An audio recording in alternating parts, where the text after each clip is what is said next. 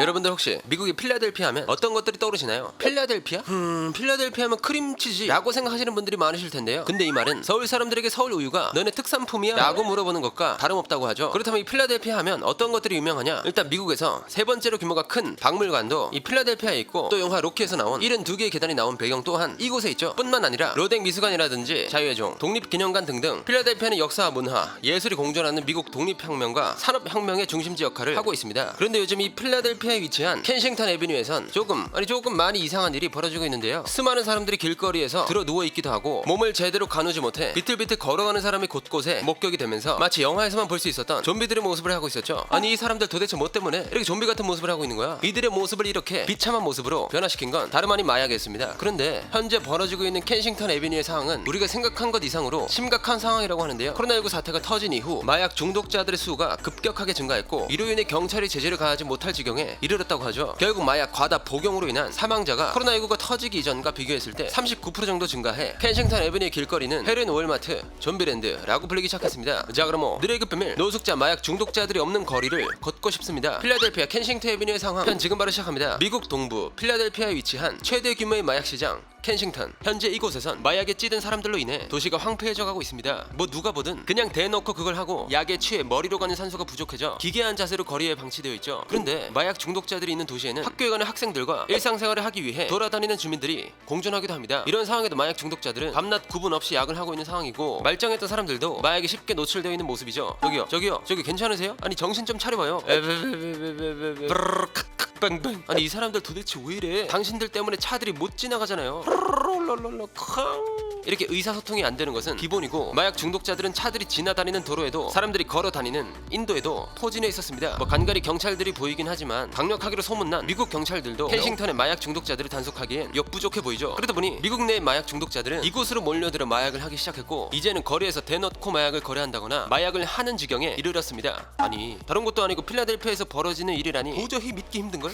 이게 아무리 필라델피아라고 해도 켄싱턴이라는 곳은 처음부터 그리 좋지 않은 환경이었습니다. 켄싱턴이 영국의 식민지 개척자 앤서니 파머가 필라델피아로 이주하면서 탄생한 곳이었는데요. 이후 대형 공장과 이주민들이 들어서면서 하층민들의 노동력을 싼 값에 착취하기 시작했죠. 그렇게 돈을 버는 사람만 벌고 노동자들은 힘겹게 살아가면서 극심한 빈부격차를 체감하며 살게 된 도시 켄싱턴은 미국 개발 계획에서도 제외되면서 가난과 절망이 가득한 이미지로 몰락하기 시작합니다. 미국 정부는 이를 방지하기 위해 쇼핑몰이나 고가 열차 등을 만들어 경제 활성화를 시켜보려 하지만 1929년 경제 대공황이 터지면서 모든 것들이 물거품으로 돌아가게 되었죠. 잠깐이나마 가난해서 벗어날 수 있겠다라고 생각했던 켄싱턴 주민들은 모든 것을 다시 잃었다는 생각에 정부에 대한 분노와 배신감을 품기 시작했습니다. 이런 상황은 켄싱턴 내 범죄율 증가와 자살률 증가라는 결과를 낳게 되었고, 대공황을 극복한 이후에도 켄싱턴의 상황은 나아질 생각이 없었죠. 그렇게 미국에서 벌어진 도시 켄싱턴에 남은 것은 마약 거래를 포함한 온갖 범죄들 뿐이었습니다. 왜냐하면 정부에서도 외면하고 있는 도시에서 경제 활동을 할 수 있는 건 남의 것을 빼앗거나 돈을 벌 수 있는 수단으로 마약 거래를 선택하는 것밖에는 없었거든요. 아니, 다른 나라도 아닌 천조국 미국에서 이런 일이 벌어졌다는 게 믿기지가 않는데? 아무리 벌어진 도시라도 해도 그렇지. 그럼 미국에서 마약은 언제부터 나오기 시작한 거야? 뭐 마약의 시작은 그 언제라고 콕 집어서 이야기할 순 없지만, 미국에서 대중적으로 마약이 보급된 시기는 시간을 거슬러 1960년대로 돌아갑니다. 당시 부유했던 백인 자녀들이 베트남 전쟁 반대, 그리고 기존에 있던 기성 세대들의 사상에서 벗어나 병신적인 가치와 인간성을 존중받고 싶다면서 평화와 사랑을 소리치기 시작했죠. 뭐 이때부터 자유로운 영혼을 주장하면서 영혼주의, 음악 이런 것들이 많은 사람들의 관심을 받게 되는데, 그래 젊은 사람들이 평화와 사랑을 소리치는 건 좋아. 아니, 평화롭고 사랑받는 사회, 이게 얼마나 건전하고 아름다운 세상이야. 그런데 이 사람들이 정신적으로 해방한다면서 마약에 손을 대는, 또 마약에 대한 아무 경각심 없이 마약을 하면서 그게 자유의 상징이고 이들이 추구하는 히피 문화의 기본적인 절차라고 생각하는 거지. 그러다 보니 히피 문화를 추구하는 이들 중 마약 중독자들의 수는 점점 늘어나기 시작했고, 1971년 미국의 37대 대통령 리차드 닉슨이 마약과의 전쟁을 선포하지만, 이는 정치적인 의도를 가지고 시작했을 뿐만 아니라 워터 대통령이 워터게이트 스캔들로 사임하게 되잖아요. 그렇게 흐지부지하게 첫 번째 마약과의 전쟁은 막을 내리게 됩니다. 이후 마약과의 전쟁이 끝나지 않은 상황에서 미국 내에 코카인, 크랙 등의 강력한 마약이 등장하게 되고 미국 사회를 뒤흔들어 놓기 시작했죠. 그렇게 미국은 마약으로 인해 사회적 문제가 계속해서 커져만 갔고, 미국의 40번째 대통령 로널드 레이건은 마약 퇴치를 선포해 마약 중독자들을 잡아들이기 시작합니다. 하지만 이때 진행된 마약 퇴치 운동은 미국의 마약 중독자들이 아닌 미국 내 흑인 마약 중독자들에게만 해당하는 사항이었죠. 그런데 당시 미국 내 마약 중독자들 중 65%가 백인이었지만 흑인들만 체포되었고, 또 이들에게 상담이나 치료와 같은 재활은 거의 없고 그냥 수감만 시키는 겁니다. 그러다 보니 당연히 흑인 수감자들은 출소만 하면 다시 약을 사서 약을 하게 되고, 수감당하지 않은 백인들은 사회에서 약하다가 죽거나 다른 사람들에게 마약을 권유하면서 되면서 사회가 썩어 문드러지기 시작하죠. 20년간 진행된 마약 퇴치 운동이 별다른 효과를 얻지 못하자 1990년대 후반에는 합법적으로 매우 강력한 오피오이드 성분의 진통제가 사회로 등장하게 됩니다. 원래 이 오피오이드라는 약은 암에 걸린 사람들이나 시한부 환자들이 견딜 수 없는 고통을 덜어주기 위해서 처방되던 약이었거든요. 그런데 이때 돈에 눈이 먼 제약사들이 강력한 마약 성분의 진통제를 계속 찍어내고 이후 의사들이 가벼운 통증에도 마약성 진통제를 남발하는 문제가 점점 심각해지기 시작합니다. 제가 몸살 기운이 좀 있어서 처방받으러 왔습니다. 약이나 진통제 같은 게 처방 가능할까요? 에이 그럼요. 내가 의사인데 당연히 환자를 치료해주는 건 당연한 일이지요. 제가 약 처방해줄 테니까 약국에서 약 타가세요. 비타민 이런 거 처방해주는 거 아니죠? 저 다음 주에 친구 쫑파티 가야 해서 빨리 나야 돼요.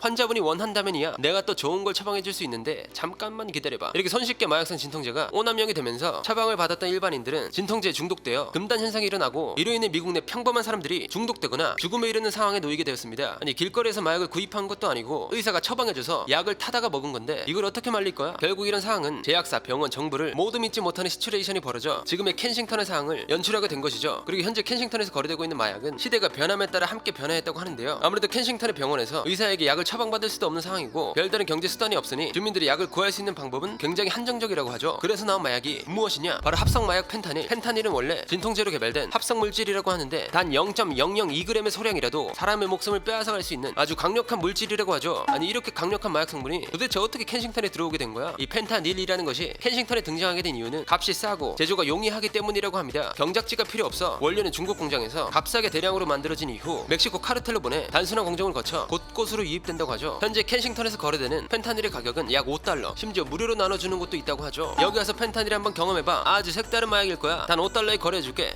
나도 지금 매우 급한데 돈이 없어서 아무것도 못해. 그런 거라면 내가 그냥 줄게. 이거 한번 해봐. 강추하는 제품이니까. 아니 이렇게 귀한 걸 그냥 준다고? 나 진짜 이 은혜 잊지 않을게. 물론 이렇게 무료로 나눠주는 목적은 따로 있었습니다. 마약 거래상은 펜타닐을 무료로 나눠준 이후 마약에 중독시켜서 어떻게 해서든 계속 마약을 하게 만드는 것이었죠. 결국 이렇게 마약을 시작하거나 중독된 이들은 약에 취해 거리를 누비고 다니기 시작했고 산소가 내에 공급되지 않아서 일부가 손상돼 기괴한 모습, 즉 우리가 흔히 알고 있는 좀비의 모습을 보이고 있습니다. 그리고 그 중에는 마약으로 인해 목숨을 잃은 사람도 많이 있다고 하죠. 코로나19 바이러스가 전 세계로 퍼진 이후 미국 내 마약 문제는 더욱 심각해졌는데 이 문제는 마약 과다 복용 사망자의 그래프에서 찾아볼 수 있었습니다. 2019년 미국 내 마약 과다 복용으로 인한 사망자는 72,151명, 이후 2021년에는 10만 306명으로 2019년 대비 무려 39%나 증가했죠. 아니 이런 상황인데 미국 정부는 아무것도 하지 않고 있다는 거야? 지금의 모습만 본다면 아무것도 안 하는 것처럼 보일지는 몰라도 정부에서도 아무것도 안 한 것만은 아닙니다. 과거 미국의 부패한 정부에선 마약 중독자들을 방치하고 묵인했지만 2017년 필라델피아 시장 제임스 캐니는 시장 당선 직후 필라델피아 특별대책본부를 개선해 나갈 의지를 보였죠. 우리 필라델피아 켄싱턴 상황이 굉장히 좋지 않습니다. 그죠? 때문에 비상사태를 선언하겠습니다. 알겠습니까? 제발 좀 살려주세요. 나도 벗어나고 싶은데 그러지 못하겠어요. 일단 한번 해봅시다. 워낙 망가진 도시여서 잘 될지는 모르겠지만 한번 해보자고요. 자, 시장님의 지시로 이제 켄싱턴 마약 중독자들을 데려다가 좀 안전한 곳으로 데려다 놓겠습니다. 켄싱턴 주민들은 잘 따라주세요. 제임스 캐니는 우리 돈으로 약 400억에 달하는 예산을 투입해서 도시를 청소하기 시작했습니다. 여기서 말하는 도시 청소는 마약 중독자들을 마약의 거리 켄싱턴에서 안전한 곳으로 옮겨 마약 중독 치료 전문가와 상담을 할 수 있는 기회를 주고 마약 과다 복용으로 사망하는 사람들을 구하자, 이런 것이었죠. 아무래도 미국 사회에 찌들어 있는 마약 중독자들에게 도움의 손길을 주는 정책이다 보니 수많은 자원봉사자들이 켄싱턴으로 모여들어 도시에 버려진 쓰레기들을 줍기도 하고 마약에 취한 사람들에게 도움을 줄 수 있는 노숙자 지원센터, 지적 장애 서비스, 지역사회 생활개선센터, 비영리 단체 등을 설립해 보다 나은 환경을 만들기 위해 노력하고 있는 상황이죠. 하지만 마약 중독자들은 이런 도움의 손길을 거부하기 일쑤였고 아직까지도 그들만의 세상에서 그들만의 사회를 만들어 나아가고 있습니다. 그럼에도 불구하고 켄싱턴의 사람들을 구하기 위한 구원의 손길은 끊이지 않고 있죠. 과연 필라델피아 켄싱턴 애비뉴의 상황은 지금보다 나아질 수 있을까요? 자, 그럼 마약은 호기심이라도 절대 손대면 안 된다는 것을 말씀드리면서 오늘의 1급 비밀 마치도록 하겠습니다. 다음에 또 다른 이야기를 담으세요. 1급 비밀 파일을 들고 다시 찾아오도록 하겠습니다. 감사합니다.